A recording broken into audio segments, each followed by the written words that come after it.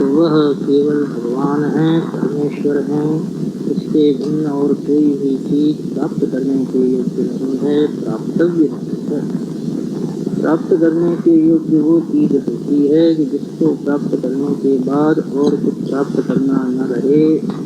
कर्तव्य वो होता है कि जिसको करने के बाद कर्तव्य नावशिष्यते, कुछ करना बाकी न रह जाए। ज्ञातव्य वो होता है कि जिसको जानने के बाद ज्ञातव्यम नावशिष्यते, जानने योग्य कोई चीज न रह जाए। संसार में सभी पदार्थों का ज्ञान, सभी पदार्थों को हमने किया है। भिन्न भिन्न योनियों के अंदर भिन्न भिन्न भोगों को प्राप्त किया, लेकिन अभी तक हमारा प्राप्त करना समाप्त हुआ नहीं। आज भी हम अनेक चीज़ों के प्राप्ति की कामना करते हैं। आज भी चाहते हैं हमको मकान मिले, जमीन मिले, जायदाद मिले, रुपया मिले, पैसा मिले। तो इसलिए कह सकते हैं कि अभी प्राप्तव्यम अवशिष्यते, कर्तव्यम नावशिष्यते की स्थिति में नहीं पहुँचे हैं, कर्तव्यम नावशिष्यते की स्थिति में नहीं पहुँचे हैं।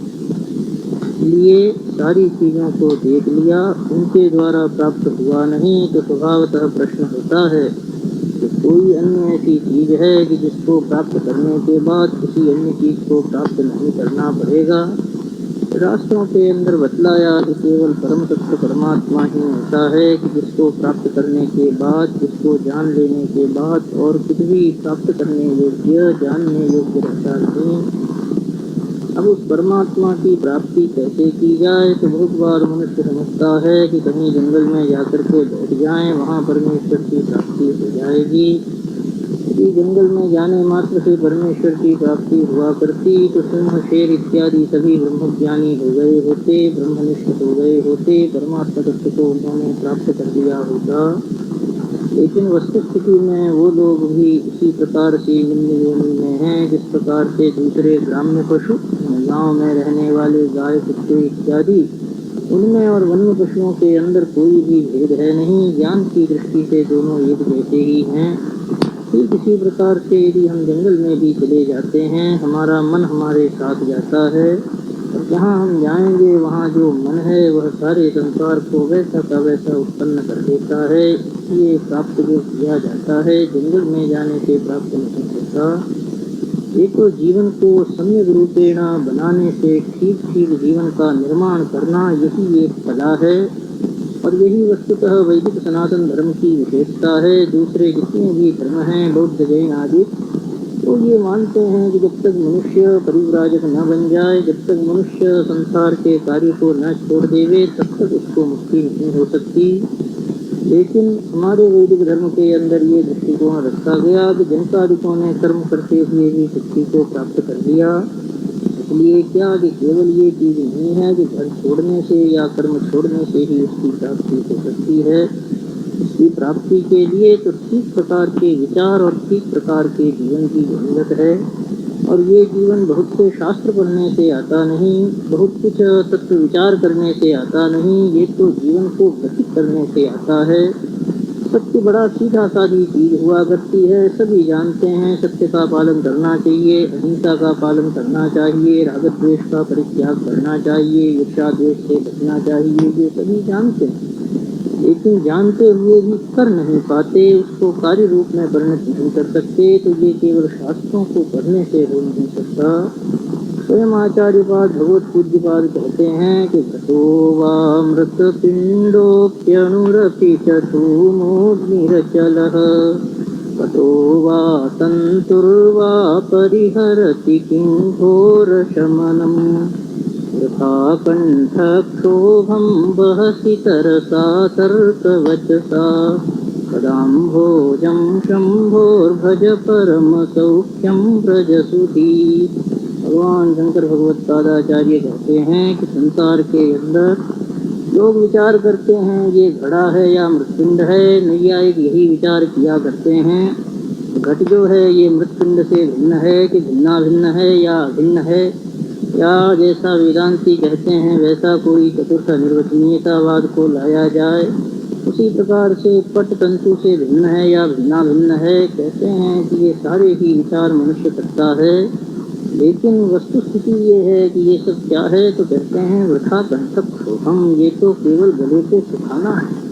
ये न समझ लीजिएगा कि इसको कहने वाला कोई सामान्य पुरुष है, कोई साधारण आदमी है कि जिसने नैयायिक शास्त्र को समझा न होवे या जिसकी बुद्धि वहाँ तक न गई होवे। ये कहने वाला तो तार्किक शिरोमणि, तर्क को जिसने अच्छी तरह से जाना ही नहीं बल्कि जिसके टुकड़े टुकड़े कर दिए, खंडित कर दिया, ऐसा व्यक्ति कह रहा है कि वृथा कंठक शोभम, ये सारी ही बातें करना केवल शुष्क कंठ को सुखाना है। इसलिए क्या किया जाए, तो कहा कि भाई भगवान शंकर के चरण कमलों के अंदर मन को लगाओ, परमेश्वर के चरण कमलों के अंदर मन को लगाओ, उसके द्वारा ही शिव तत्व की, आनंद तत्व की प्राप्ति हो सकती है। तो गृहस्थाश्रम में रहते हुए यदि मनुष्य चाहता है कि हम परमपिता परमेश्वर की प्राप्ति करें, परम तत्व को जानें, तो उसके लिए सर्वोत्तम उपाय यही है कि भगवान के अंदर भक्ति की जाए। और भगवान के अंदर भी विद्या कामस्तु पुरुषम, भागवत के अंदर बतलाया है कि विद्या की कामना करने वाला मनुष्य भगवान शंकर की आराधना करे तो ब्रह्म विद्या का जो इच्छुक होवे, ब्रह्म जिज्ञासु होवे,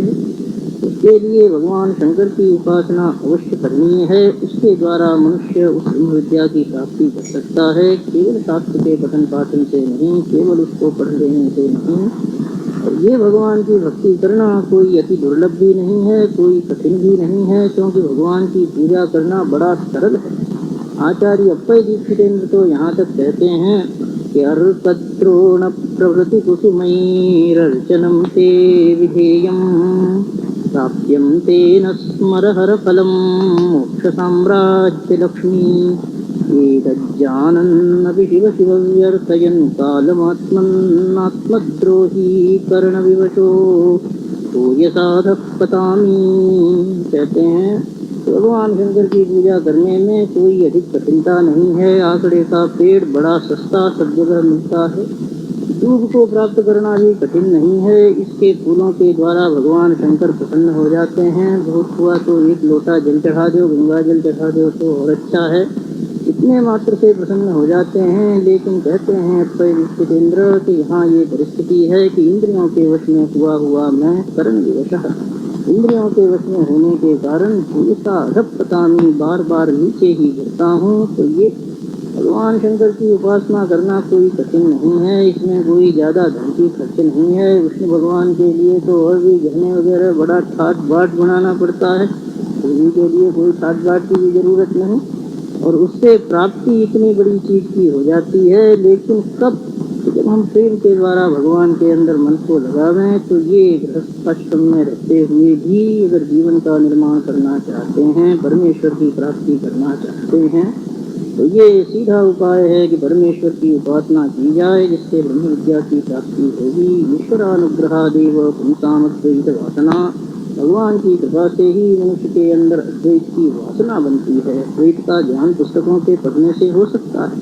अद्वैत का ज्ञान, अद्वैत को जानना, मौखिक रूप से, वाचिक रूप से जानना और बात है, वासना और बात है। वासना तब होती है कि जब वो चीज दृढ़ हो जाया करती है।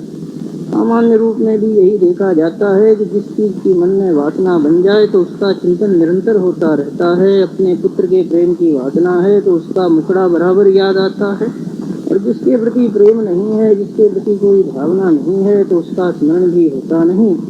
तो ये अद्वैत वासना, मन निरंतर अद्वैत के अंदर निष्ठा होना, ब्रह्म निष्ठा की प्राप्ति होना, तो ये ईश्वर अनुग्रह देव, ये परमेश्वर के अनुग्रह से ही होता है। और परमेश्वर का जो अनुग्रह है वो भक्ति से ही प्राप्त हो सकता है। इसीलिए भगवान भाष्यकारों ने कहा भी है कि मोक्ष कारण सामग्र्याम भक्ति देव गरीयसी, मोक्ष की जो कारण सामग्री, मोक्ष की कारण सामग्री हुई ज्ञान, उसके अंदर भक्ति देव गरीयसी, भक्ति ही उसके अंदर श्रेष्ठ है। ज्ञान की प्राप्ति के लिए भक्ति ही श्रेष्ठ मार्ग है। तो गृहस्थाश्रम में रहते हुए भी इस प्रकार भक्ति करके और मनुष्य धर्म सत्य की प्राप्ति करके और शांति की प्राप्ति कर सकता है। इसको छोड़ के और कोई नहीं।